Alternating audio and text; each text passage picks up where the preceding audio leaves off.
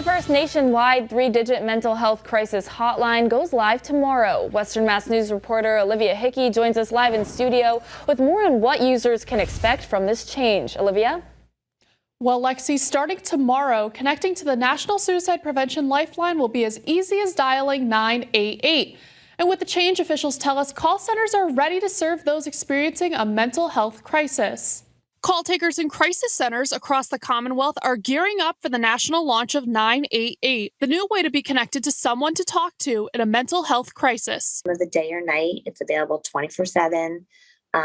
It's available in languages other than English, almost any language that you need accessible. Eileen Davis is the VP of Mass 211 and Director of Call to Talk, supported by the United Way, which is a crisis center with locations in Springfield and Framingham. Some of the centers in Massachusetts that answer calls dialed into the National Suicide Prevention Lifeline. She tells Western Mass News the Call to Talk service has been around for nearly a decade, and it's an essential service to the Commonwealth, and they anticipate its use will continue to grow with the easy-to-remember number. Our first year, we received about 16,000 calls, somewhere in there. Now, currently, halfway through 2022, we're going to well exceed over 100,000 calls. So clearly the need, the awareness, people being brave enough and strong enough to reach out has clearly grown.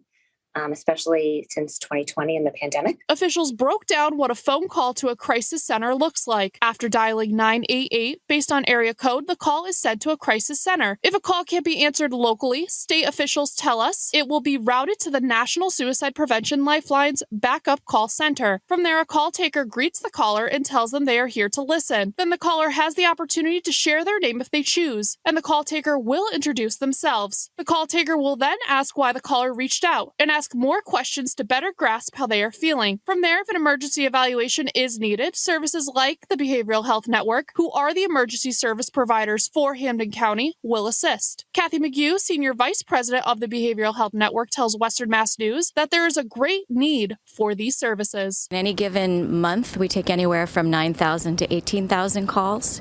So in 2021, we had about 136,000.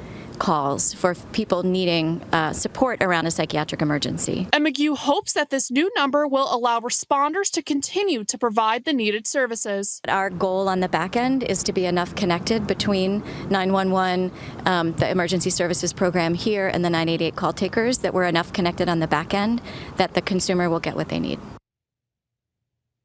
Even though 988 starts Saturday, hotline numbers, some of which you can see right now on your screen, will still be in effect, and you can continue to receive help if needed in a crisis.